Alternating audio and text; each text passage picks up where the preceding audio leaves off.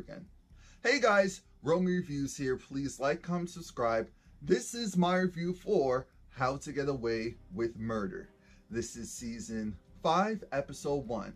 I'm actually surprised that it's been on for 5 seasons because that's the same time the Empire's been on. But anyway, we start things off with they're at a wedding and Annalise looks good. It's clearly Connor and Oliver's wedding and they're having a fun time. And like I said, Annalise is dancing. She has a new wig. And good old Crypt Keeper himself, Frank, comes along.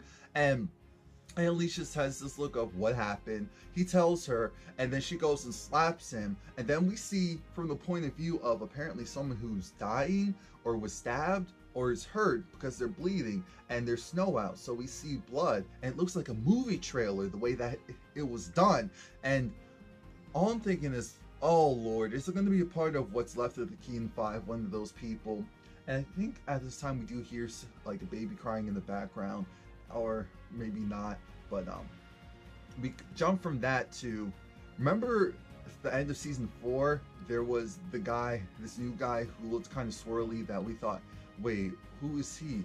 Is he Bonnie's long lost son? Is he Annalise, which didn't make sense because her son did die. We don't know, but now Annalise is back in school. Yes, she's back in school, back on the same campus. She's working in an independent clinic, and so she comes in, she's wearing leather, she's good to go, and she tells her group this year that if your whole goal was to go and just change the world, was to just go and be a good person, you're in the wrong place. You need to go now. Because that's not what we're here to do. We're here to have sleepless nights. We're here to be stressed out. We're here to, some people might contemplate suicide. Some people might contemplate quitting. Some people might contemplate this and that. But if you're ready to tackle and make a real difference, then stay. And that's what she does. Now it's interesting because Annalise starts hearing everyone's point of view and they have to come up with cases, and you don't have time to go and prep. You need to just come right out the gate with something, and she's giving them, I don't know, maybe like 30 seconds to do so. And again, the new guy, I believe his name is Maddox, he's there, and I'm just wondering, okay, so how are they gonna go and mix all of this together? She made sure to go and have legacy people leave immediately. Actually, no, I'm sorry, it's not legacy, L1, L2. I don't know what that means. I don't know what L1, L2 means, but she wanted those people to go for whatever reason. I think maybe it's commitment. They had prior things they had to do as well, so it just wasn't feasible for them. So keep that in mind. Now, after that's done, because that was just day 1. After that's done, they all leave. And yes, we see baby Christopher. We see baby Christopher. So cute. I said that baby is too cute. And what I found out is, fun fact, that baby is actually played by twin girls. Yeah, the baby is played by twin girls. That's why the baby is so cute. Even though there are some boys that are really cute, their baby's actually played by twin girls. And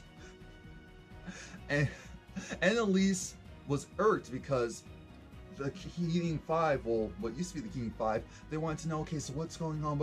And she said, no, live normal lives. Leave me alone. Leave me alone.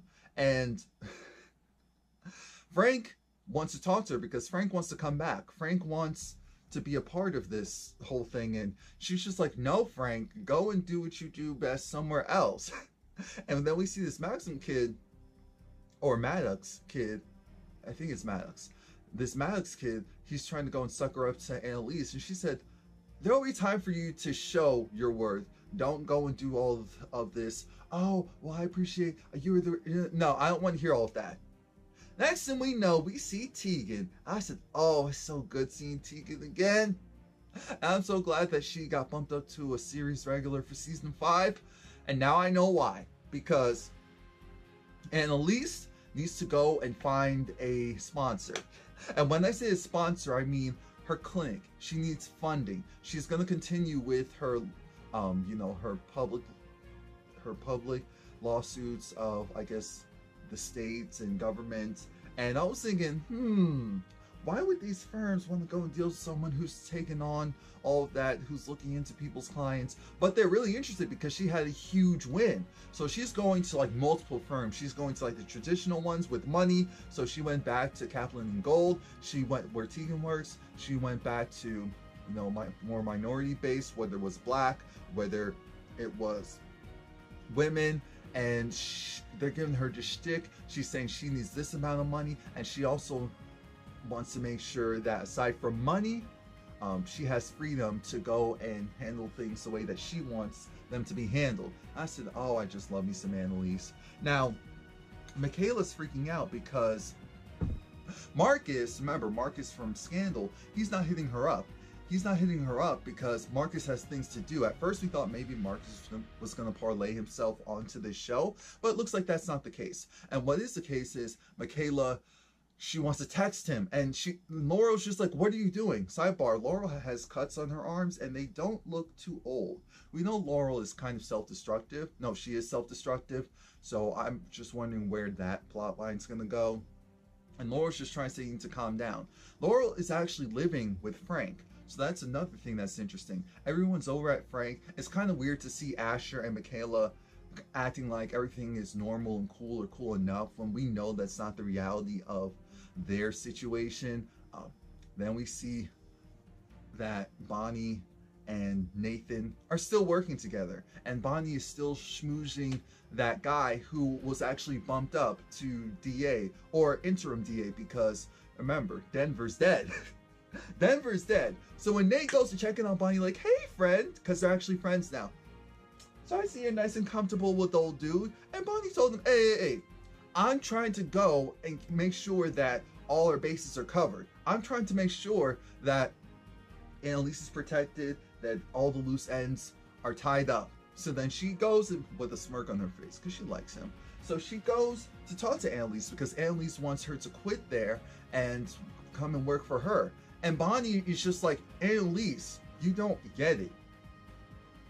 I feel like Bonny wanted to say there's always something with you and something going on around you, so we can't just go ride off into the sunset because that's not our world. I feel like that's what she really wanted to say. She kind of said something like that, but Annalise was over it because Annalise and Bonny have this weird relationship. It is so weird. It is so awkward because we know it, even though it's not sexual, it feels like something that's supposed to be, unless it's just our dirty minds. Frank, this entire episode, keeps calling someone and they keep talking about how they need to go and check up on this guy, and this guy being Maddox. Why? We don't know. Well, actually, we're all thinking the same thing. Sorry. Back at the other house, Connor and Oliver, as we know, they're going to be getting married. Oliver is working again at IT for me. Remember, he used to do that. He used to work at IT, well, and then he worked at the law firm. So now he's working back for IT, and I don't think he really likes that job. I don't think he really likes that job. And Oliver definitely doesn't like Michaela. He's definitely over what she did to Simon. So when Michaela was like, so where's my salad? He said, oh, it was deported. I deported it. So petty, but I like it. I like it because Michaela, that was an ish move to do. Now, Laurel gets this weird message, and when I say message, it was in the form of a dress. The dress was from her mother, and Laurel had that look of, didn't I kill this? Didn't I murk this up? Didn't I? Why is she sending? And it's a clear message that she's still alive. She's still trying to look and act like a good mother, which would be fine if it isn't for the fact that she orchestrated part of this foolery. She did. Now Annalise goes back to Nate, and Annalise needs some assistance because Annalise always needs some assistance. I think she's kind of talking about, hey, she's doing this and she's doing that. She's working on this new case. She has the paperwork for her father. Annalise is just doing a little bit of everything. The main issue is that Nate and Bonny are friends. So Nate knows that Annalise is trying to go and take Bonny, create their own firm, and leverage her new job in order to fund her new lawsuits. And we should be proud that Annalise, in Olivia Pope fashion, she's trying to stand in the sun. She's trying to stand in the sun. She's trying to stand in the truth, or her truth, or something positive. And we really should be appreciative of that. So Nate's gonna make a call. He's gonna go and help out Annalise because that's what he does. Well, actually, help her out by feeding her, because at first she looked discouraged, but now we see that Nate is really interested in Bonny's past, and that confirmed for me that Nate and Frank are talking, because that boy has to be Bonny's son. I called it from last season.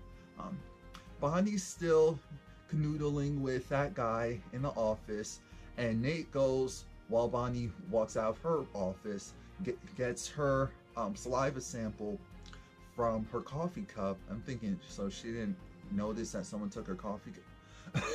Anyway, now it's day 2 of Annalise's class, and everyone's presenting their cases. And I think it was the whole thing of get a case, stand on it, but then you have to do 2 parts. You need to say why the case is valid, and then also have a corresponding argument as to why it's full of bull and why it's not good for the majority like they said it is. So that's what's happening there. And then Annalise gets a text message. So she's leaving class because she has to handle her own business. Here goes Connor. Wait. So how come you put me in your class? She said, I put you in my class because you helped me with that big case. So don't prove me wrong about me believing in you. Annalise is calling everyone, and everyone's dropping out. Everyone's backing away from her. So then she finally went to the women's firm, and the woman told her, because Annalise was there, and said, I deserve to know what's going on.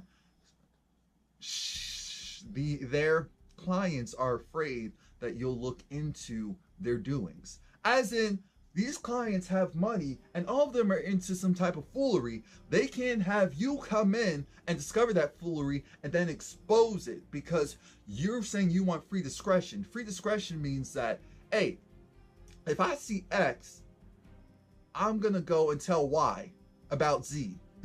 That's what, and Annalise is just so perplexed. She's so perplexed because she's like, really? So Gabriel Maddox, he seems like an okay dude, activist, athlete. He likes to play basketball. Again, this is what happens when you know, have everything online nowadays. People can Google you like that. And if you have any type of online identity, they can find you like that. Laurel comes in right before Frank was able to go and look up Laurel's past history. Not Laurel, Gabriel's past history. And Laurel's concerned. Laurel is nervous, and they had some general chit chat. They had sex, so that's why it threw me off. Annalise needed someone to talk to. Remember to like this video, leave a comment, and subscribe and come back.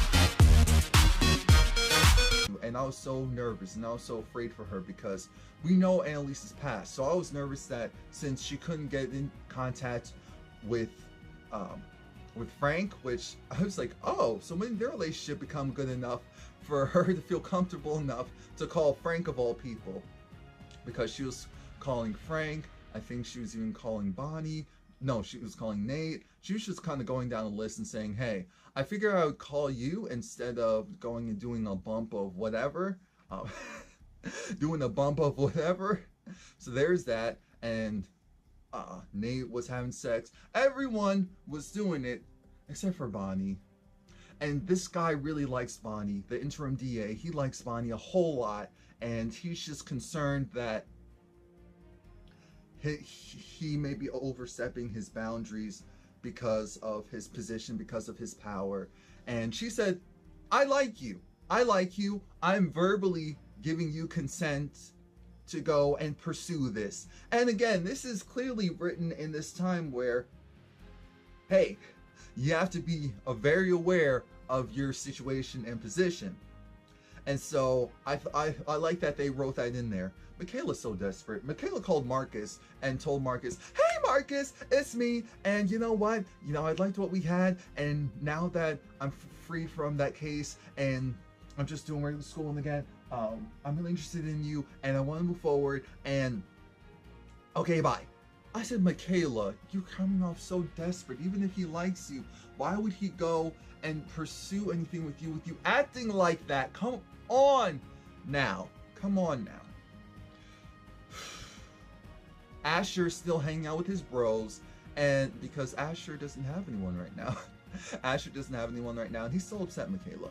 As he should be. She cheated on him. She cheated on him in one of the worst ways. Now we're back in class again, and everyone is doing their, talking about their cases. And it kind of seems like Annalise is, it almost kind of seems like Gabriel's going to be a problem, because Gabriel was good. Gabriel was acting very emotional, and I thought, okay, Gabriel, that's not the way to do it. But then I thought, oh, maybe he's trying to sway. Maybe he's trying to sway.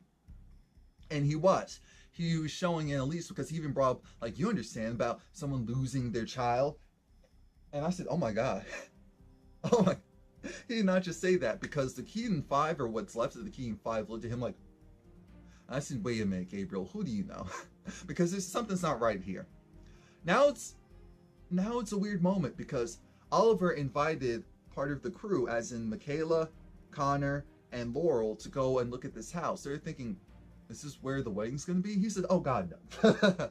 We're actually going to live here. And they were about ready to walk out. The house looked a mess. It looked a mess. Maybe the neighborhood was okay, but the house was a mess. And Oliver told Michaela, hey, you owe us. You deported Simon, who's in Pakistan, and he's gay, and he can't speak the language, and he can't be himself, and he's probably scared. He has really judgmental or more so traditional parents, and you just ruined his life. Laurel, you're going and pretending like you're cool with Frank, even though you're actually not. He's a great father. He loves you, but you don't love him. Heck, you barely like him. So you need to go and stop using that man, and you're broke. The government froze your daddy's assets, so you're broke. I said, oh my God. Oh. That place was pitiful. But it had potential. It's a roof over their heads. Frank, doing his usual snooping, he has a case file on all of the people who made it past day 2. And